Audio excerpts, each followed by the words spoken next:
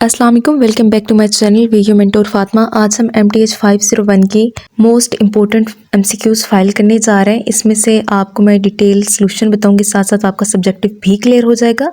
और इस सब्जेक्ट का करंट पेपर मैं ऑलरेडी अपलोड कर चुकी हूँ, मेरे चैनल पर जाके आप लोग देख सकते हैं। तो चलिए स्टार्ट करते हैं। हम हर MCQs को डिटेल में साथ साथ पढ़ लेंगे, ताकि अगर इससे MCQs के हवाले से इसी टॉपिक्स में से अगर कोई शॉर्ट या लॉन्ग क्वेश्चन आ जाते हैं तो उसका कंसेप्ट भी आपका साथ साथ क्लियर होता जाए। क्वेश्चन नंबर 1 है, which statement about the general least square method is true. कौन सी स्टेटमेंट ट्रू है जनरल लीस्ट स्क्वायर मेथड के हवाले से? तो जनरल लीस्ट मेथड यूज होता है जब सिस्टम में कोई एग्जैक्ट सोल्यूशन एग्जिस्ट नहीं करता। जब एग्जैक्ट सोल्यूशन एग्जिस्ट नहीं कर रहा होगा तो फिर वहाँ पर हम लीस्ट स्क्वायर मेथड यूज़ करेंगे। और इसमें भी एग्जैक्ट हमारे पास सोल्यूशन नहीं आता है, बट वो फाइंड हो जाता है बेस्ट अप्रॉक्सीमेट सोल्यूशन। मतलब कि एग्जैक्ट तो आपके पास नहीं आ रहा ना, लेकिन उसके आसपास वाला जो आंसर होता है वो आपके पास आ जाता है। तो इस लिहाज से MCQs नंबर यहाँ पर जो C है ये करेक्ट है। This method find an x that make AX as close possible to B। कि एग्जैक्ट तो नहीं मिला, लेकिन AX के जो क्लोज पॉसिबल है, जो करीब तरीन है, उसको हम फाइंड आउट कर लेंगे लीस्ट स्क्वायर मेथड को यूज़ करते हुए। नेक्स्ट है MCQs number 2, let V is equal to V की वैल्यू दी हुई है, the unit vector in the same direction as V is.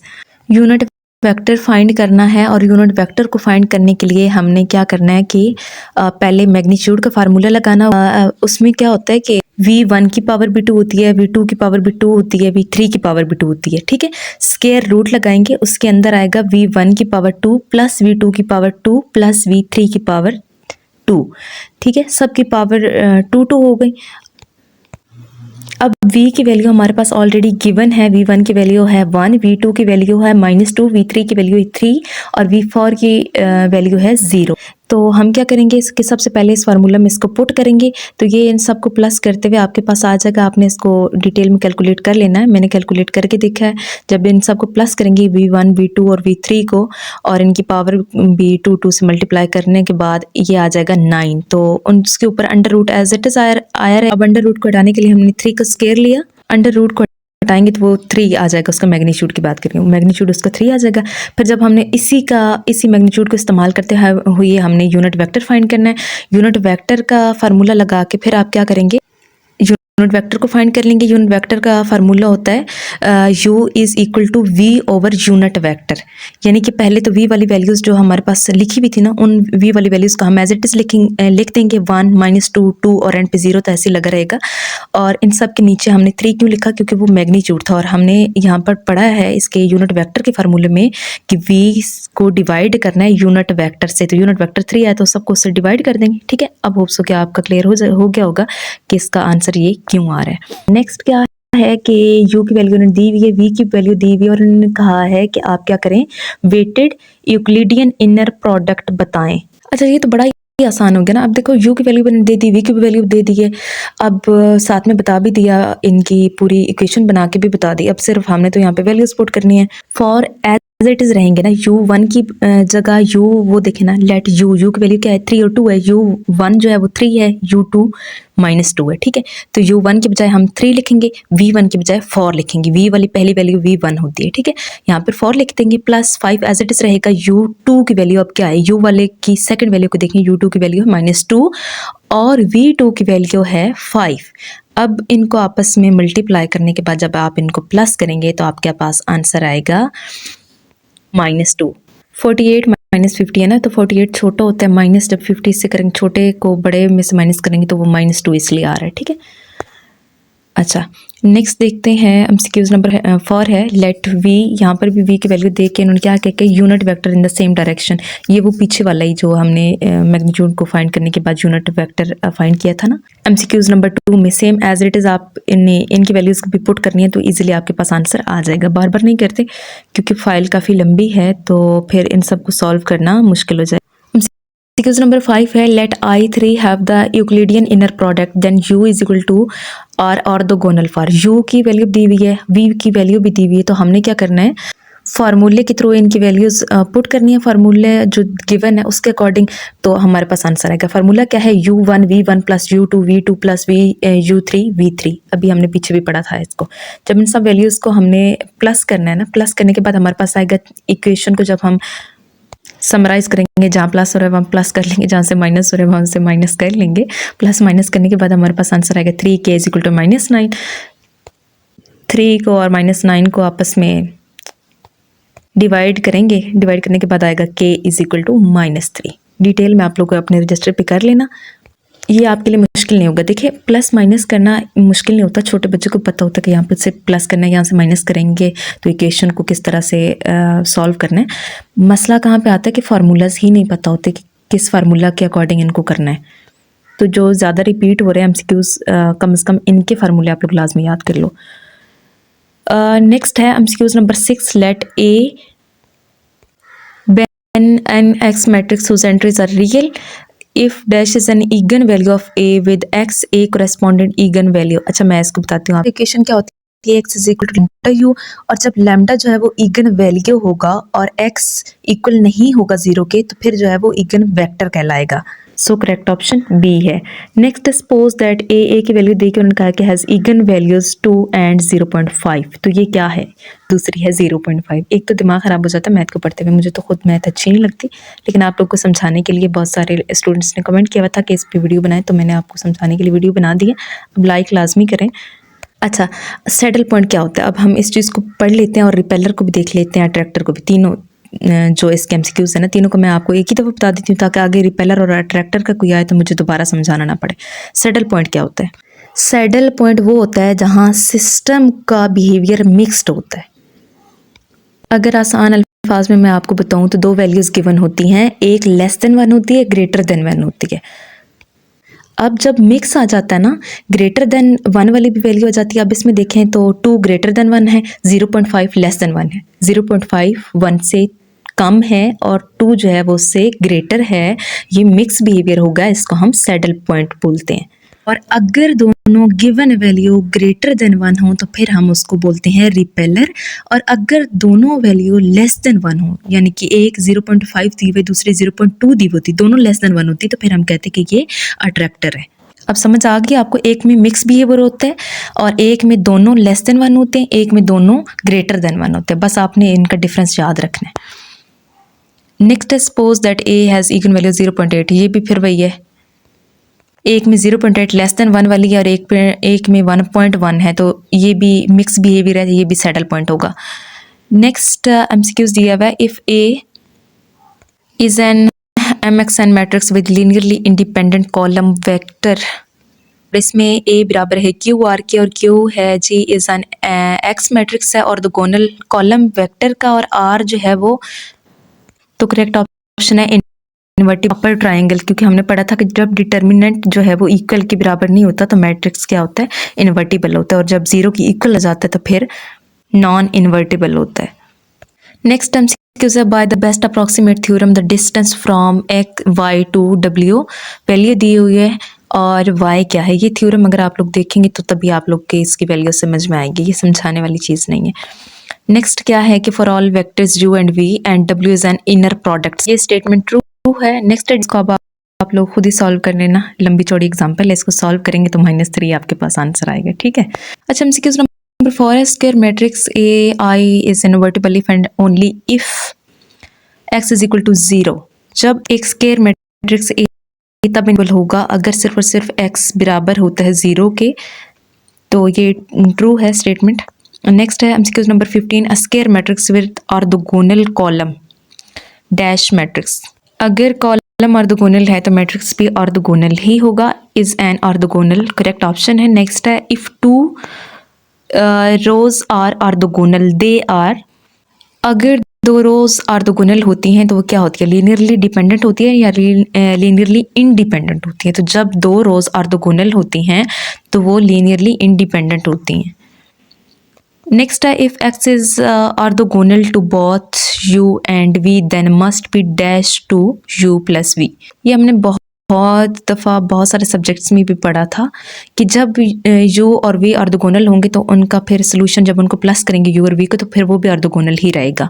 अच्छा नेक्स्ट यहाँ पे क्या है कि द गिवन सिस्टम, और यहाँ पे इन्होंने इक्वेशन दे दी और कहा है कि क्या इसका यूनिक सोल्यूशन एग्जिस्ट करेगा या इनफिनाइट मैनी सोल्यूशंस होंगे। नो सोल्यूशन है, तो इसके लिए कोई भी सोल्यूशन एग्जिस्ट नहीं करता बिकॉज लेफ्ट साइड जो है वो मल्टीपल्स है और राइट साइड पर कोई मल्टीपल नहीं है, तो ये इनकंसिस्टेंट सिस्टम हो गया, दैट्स वाई इसका कोई सोल्यूशन एग्जिस्ट नहीं करेगा। नो सोल्यूशन करेक्ट ऑप्शन है। नेक्स्ट है statement about the matrix is false. अच्छा स्टेटमेंट मैट्रिक्स दिया हुआ और कहा हुआ नीचे स्टेटमेंट्स दी हुई और कहा हुआ कि इस मैट्रिक्स के हवाले से कौन सी स्टेटमेंट गलत है। तो ए वाला जो ऑप्शन है ये गलत लिखा हुआ है, eigen value 2 has algebraic multiplicity 1, ये गलत है, बाकी तीनों स्टेटमेंट्स करेक्ट है। नेक्स्ट है ऑप्शन नंबर 20, इफ़ ए की वैल्यू दी हुई है और फिर कहा कि is diagonalized A has two distinct eigen value, यहाँ पर भी गलत लिखा है, डिस्ट्रिक्ट लिखा हुआ है, डिस्टिंक्ट इगन वैल्यूज़।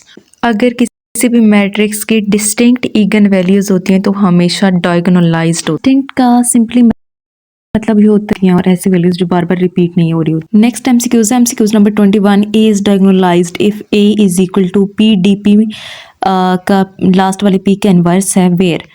सिंपली ये इक्वेशन दे के आपको पूछ रहे हैं कि इसमें जो P है और D है इनका क्या मतलब है। तो P जो है वो इन्वर्टिबल है और D डायगोनल मैट्रिक्स है। MCQs number 22, how many terms are these are the algebraic expressions. Expression देखिए पूछा है कि इसमें कितनी टर्म्स हैं, तो इसमें दो टर्म्स हैं, एक 8x स्क्वायर वाली और सेकंड जो है प्रोडक्ट इनर मल्टीप्लिसिटी वाली है, तो ये इसमें 2 वाला करेक्ट ऑप्शन है। नेक्स्ट है, if two matrix are added then which of the following should be true for them. Matrices को जब ऐड करना होता है उसके लिए हमें सेम ऑर्डर वाला मैट्रिसेस चाहिए होते हैं।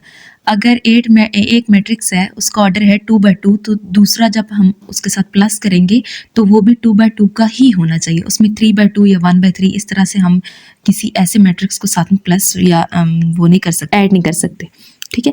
और जब माइनस करना होता है तो उसके लिए भी सेम कंडीशन होती है, लेकिन मल्टीप्लाई करने के लिए हमें एक के कॉलम और दूसरे की रोज देखना होती है, ठीक है। मल्टीप्लाई करने के लिए थोड़ा डिफरेंट मेथड होता है, लेकिन प्लस माइनस के लिए यही होता है। तो मैट्रिक्स वाला काफ़ी इंपॉर्टेंट है, तो आपने एक शॉर्ट क्वेश्चंस के लिहाज से उनको प्लस करना देख लेना कि प्लस किससे करते हैं, माइनस कैसे करते हैं, और जब मल्टीप्लाई करना होता है प्लस माइनस तो वैसे इजी है, 7-8 से ये टॉपिक हमें पढ़ाया जा रहा है। प्लस माइनस तो इजी होता है क्योंकि सेम ऑर्डर के साथ प्लस करना होता है तो वो मुश्किल नहीं होता, लेकिन जब मल्टीप्लाई करना होता है तो वो एक की रोज़ और दूसरे के कॉलम्स को करना होता है, तो वहाँ पर थोड़ा जो है ना वो स्टूडेंट कन्फ्यूज़ हो जाते हैं। अच्छा नेक्स्ट मैट्रिक्स दिया पर कहा हुआ है कि ये क्या है, ये रो मैट्रिक्स है, रेक्टेंगुलर है, सिंगुलर है या स्केलर है। जब इसका डिटर्मिनेंट लेंगे तो डिटर्मिनेंट 0 के बराबर आता है। जब डिटर्मिनेंट 0 के बराबर अब देखिए ना, हमें इसको सॉल्व भी करना पड़ेगा ना, तभी हमें पता चलेगा कि ये क्या है। जब इसका डिटर्मिनेंट 0 आएगा तो इसका मतलब है कि ये नॉन इन्वर्टिबल, और जो नॉन इन्वर्टिबल होता है उसी को हम सिंगुलर कहते हैं, या सिंपल भी हम कह सकते हैं डिटर्मिनेंट 0 आ जाता है तो उसको हम सिंगुलर कहते हैं, ठीक है। लेकिन कहीं पर ये भी पूछा जा सकता है डिटर्मिनेंट 0 नीचे इन्वर्टिबल नॉन इन्वर्टिबल दिया हुआ, तो इसलिए साथ में मैंने आपको बता दिया है कि डिटर्मिनेंट 0 हो तो उसी को हम लीनियरली इंडिपेंडेंट भी कहते हैं, इसी का दूसरा नाम इन्वर्टिबल है और इसी का तीसरा नाम सिंगुलर मैट्रिक्स है। अच्छा डिटर्मिनेंट लेना भी आपने सीख लेना है। जो 2/2 का डिटर्मिनेंट होता है वो तो इजीली हो जाता है ना, छोटे बच्चों को भी करना होता है, वो क्रॉस मल्टीप्लाई करके वो कर लेते हैं ना। लेकिन 3/3 के डिटर्मिनेंट में सब लोग थोड़ा कंफ्यूज हो जाते हैं। यहाँ पे रोज से एक्सपेंड करना होता है, ये भी मुश्किल नहीं है, लेकिन यहाँ पर मैं इसकी डिटेल नहीं बता सकती ज़्यादा, ठीक है। इतनी डिटेल काफ़ी है क्योंकि सारी फाइल भी करनी है ना, ठीक है। अच्छे बच्चों की तरह थोड़ा सा लेक्चर आप लोग देख लें अगर कोई टॉपिक आपको मुश्किल लग रहा है तो। एमसीक्यूज नंबर 25 है, लंबी चौड़ी स्टेटमेंट देके पूछ रहे हैं कि ये कौन सा इक्विवेलेंट है। कितनी आसान बात है, वैसे देखो आप लोग आसान चीज़ें पूछते हैं, वैसे ये स्टूडेंट्स को थोड़ा बेवकूफ़ बनाते हैं। अब देखिए कितनी आसान है, V1 V2 V3 है, और अब हम पीछे देख के आए हैं ना कि पहली वैल्यू जो होती है वो V1 होती है, 2 के साथ V1 आ जाएगा, और फिर 7 के साथ V2 आ जाएगा, और 5 के साथ V3 आ जाएगा, है ना, कितना सिंपल है। प्लस माइनस तो वैल्यूज इस तरह से लिखी हुई है इनकी क्लियर ही नहीं होते, प्लस माइनस तो मतलब नज़र नहीं आते फाइल्स में से। चलिए देखते हैं एमसीक्यू नंबर 26 जहाँ पर कहा है कि V1, V2, V3 is linearly independent set, then we complement scalar का बताएं जहाँ पर C जो है वो एक स्केलर है और इस हवाले से ऑप्शन कौन सा ट्रू है। तो आई थिंक ऑप्शन C इसका ट्रू है, लेकिन फाइनल नहीं है, इसका आपने अगेन पूछ लेना है, इसको सॉल्व करके या हैंड आउट से देख के आपने इसको सॉल्व करना है, ठीक है। एमसीक्यू नंबर 27 है, तो एक दे दी है, फिर हमें इक्वेशन और पूछ रहे हैं कि ये इस हवाले से क्या ट्रू है, मतलब ये इन्वर्टिबल है, नॉन इन्वर्टिबल है, सिंगुलर है, रेक्टेंगुलर है, क्या है। इसका भी आप लोग डिटर्मिनेंट लोगे तभी आपको पता चलेगा ये इन्वर्टिबल है या नॉन इन्वर्टिबल है। रट्टे से तो आपको याद नहीं रहेगा, इसलिए आपने इसका डिटर्मिनेंट लेना है और फिर देखना है कि ये नॉन इन्वर्टिबल आ रहा है या नहीं। मैंने आपको बताया था कि नॉन इन्वर्टिबल तब होता है जब डिटर्मिनेंट 0 के इक्वल आ जाता है, ठीक है। समझ आइए, बेसिक मकसद कॉन्सेप्ट समझाना होता है, ये बताना होता है कि एमसीक्यूज इस तरह के आ रहे हैं, ठीक है।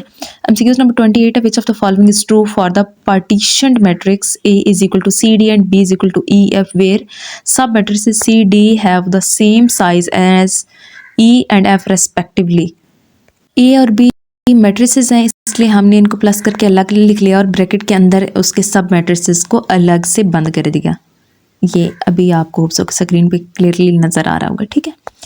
नेक्स्ट है, if a matrix A is factorized into lower and upper triangle matrices then which of the following is true for the matrices. अगर मैट्रिक्स A को उसकी पार्टीशन कर दी गई हो लोअर और अपर ट्रायंगल मैट्रिक्स में, तो उसको हम कहते हैं LU। ये लोअर और अपर डिकम्पोजिशन ही होती है ना, LU भी एब्रीवेशन है लोअर एंड अपर की, तो लोअर एंड अपर डिकम्पोजिशन इसका करेक्ट ऑप्शन है। नेक्स्ट, फिर मैट्रिक्स दे दिया गया और पूछा गया कि ये क्या, इस यहाँ पे वो नहीं पूछा कि इन्वर्टिबल है या नहीं है, यहाँ पे सिंपल पूछ लिया कि डिटर्मिनेंट बताओ, इसका डिटर्मिनेंट क्या आ रहा है। अगर आपके पास इन्वर्टिबल नॉन इन्वर्टिबल का पूछा गया, अगर आपके पास सिंगुलर का पूछा गया, अगर आपके पास लीनियरली डिपेंडेंट इंडिपेंडेंट का पूछा गया, या आपके पास सिंपल डिटर्मिनेंट का पूछा गया, लेना आपने सबका डिटर्मिनेंट है। डिटर्मिनेंट को देखने के बाद ही आपको पता चलेगा कि सिंगुलर है, इन्वर्टिबल है, लीनियरली डिपेंडेंट इंडिपेंडेंट है या डिटर्मिनेंट 0 के बराबर है, ठीक है। तो मतलब आंसर को देख के आपको बात समझ आएगी ना, तो आंसर करेंगे। तो कहने का मतलब ये है कि आपने डिटर्मिनेंट लेना अगर नहीं सीखा ना तो सीख लो अब, ठीक है। सारे के सारे एमसीक्यूज यहीं से तकरीबन बन रहे हैं। एमसीक्यूज नंबर 31 है, let a set S is a basis of vector spaces U then which of the following is not true about it. अगर वेक्टर स्पेस V की बेसिस है S, तो फिर कौन सी स्टेटमेंट इसके हवाले से ट्रू नहीं होगी यानी फॉल्स होगी। तो उसके लिए इट इज़ लीनियरली इंडिपेंडेंट, क्योंकि वो दोनों तो डिपेंडेंट है ना, तो लीनियरली इंडिपेंडेंट वाला फॉल्स हो गया। नेक्स्ट है, अच्छा ये तो बहुत छोटा लिखा हुआ है, इसकी तो मुझे नहीं समझ आ रही। एमसीक्यूज 33 डिस्कस करते हैं। इफ़ सेट S की दी हुई है 1x और x square is for P2 and P1, इनकी वैल्यूज दी हुई 2 4 7, then which of the following is the most appropriate option. ये ना इनकी वैल्यूज़ को आप लोग देखें, इनकी वैल्यूज़ को इन्होंने यहाँ पर कंबाइन किए हुए प्लस किया हुआ है। अब जो S की वैल्यू है और लास्ट P1 की वैल्यू है ना, इनको आप ज़रा गौर से देखो। P2 इज इक्वल टू 2 को 1 के साथ मल्टीप्लाई करेंगे तो 2 ही आएगा, प्लस 4 के यहाँ पर मतलब जैसे हमने पीछे पढ़ा था ना U1 और V1, U2 और V2, तो ये वही वाला चीज़ है, ठीक है, सिर्फ इनके नाम चेंज किए हुए। अब 4 को x के साथ करेंगे तो 4x आ जाएगा, देन आएगा 7x का स्क्वायर, 4x प्लस 7x का स्क्वायर, तो ये करेक्ट ऑप्शन B है। कहीं पर इक्वेशन में माइनस नहीं है, इसलिए सबके साथ प्लस आएगा। ये बहुत ईजी सी है। इसके अलावा विच of the following is a set of standard basis for R3 के स्टैंडर्ड बेसिस क्या हैं, तो इसके लिए 100 होता है, 011 होते हैं, और फिर जो है 20 जो पहले लास्ट में आ रहे थे वो स्टार्ट में आके 001 हो जाएगा। रो ऑपरेशन 3 के लिए consider the basis for R3 given by, लंबी चौड़ी बेसिस दे दी गई हैं और इनका, अच्छा ये बहुत ही ब्लर हैं, तो ये एक दफ़ा आप लोग इसको पढ़ लो स्टेटमेंट को, ताकि इस तरह का कोई एमसीक्यूज आ जाए तो आप लोग को समझ में आ जाए। लेकिन यहाँ पर ऑप्शंस बिल्कुल ही समझ में नहीं आ रहे, तो हम नेक्स्ट देखते हैं।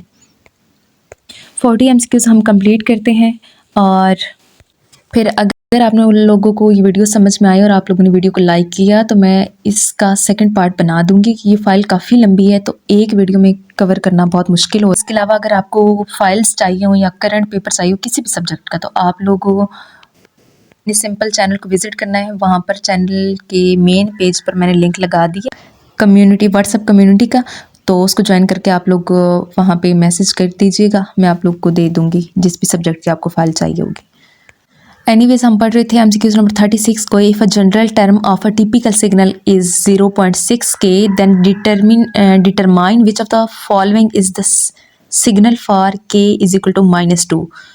तो वहाँ पर 0.6 के ऊपर के लिखा हुआ है, आगे उन्होंने खुद ही के की हमें वैल्यू दी थी 2 है, ओ सॉरी -2 है, तो 0.6 की पावर -2 आएगा और डिवाइडेड बाय 1/0.6 का स्क्वायर कर दिया हमने, -2 को 2 में कन्वर्ट कर दिया उसका माइनस ख़त्म करने के लिए। इफ़ द कोसोरोटी मैट्रिक्स इज़ नॉट इन्वर्टिबल, अगर एक मैट्रिक्स है जो कि नॉन इन्वर्टिबल है, then which of the following is the most appropriate option. अगर जो है वो नॉन इन्वर्टिबल है तो उसके लिए अप्रोप्रिएट ऑप्शन क्या होगा।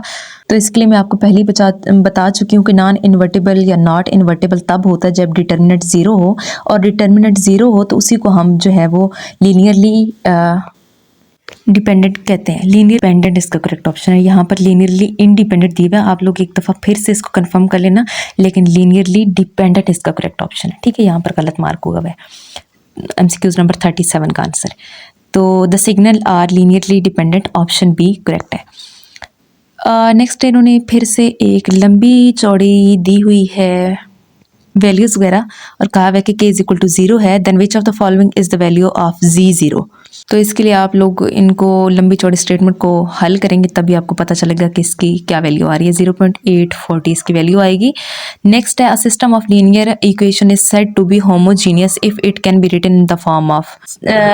लीनियरली इक्वेशन जो होती है उसको हम तब होमोजीनियस कहते हैं जब उसकी written form x is equal to 0 हो। जब इक्वेशन 0 के बराबर आ रही है तो फिर वो उसे हम होमोजीनियस कहते हैं। Next type A B is equal to I and I is equal to B for matrices A B and I where I is an identity matrix, then अगर आइडेंटिटी मैट्रिक्स है तो फिर बी इनवर्स होगा ए का और ए भी inverse होगा B का। ए का इनवर्स बी के बराबर होगा, बी का इनवर्स ए के बराबर होगा, दोनों आपस में भी बराबर होंगे और उनके इनवर्स भी आपस में बराबर हो रहे हैं, तो फिर ये सारे करेक्ट हैं। मतलब ऊपर वाले तीनों करेक्ट हैं, यानी all of the above correct है। इसके लिए आपने इन तीनों को रट्टा लगा लेने के। कभी ऐसा भी होता है कि ये ऊपर वाली स्टेटमेंट सारी दे के नीचे जो है वो एक सीधी स्टेटमेंट दे देंगे, 3 उल्टी दे के पूछेंगे कौन सी करेक्ट है, या 3 सीधी दे के 1 उल्टी दे के पूछेंगे कौन सी वाली गलत। तो चलिए आज के लिए बहुत हो गया, हमने बहुत ज़्यादा मैथ पढ़ ली 40 MCQs हो गए हैं। वीडियो को लाइक करके चैनल को सब्सक्राइब कर दें। मिलते हैं नेक्स्ट वीडियो में। Thank you so much for watching.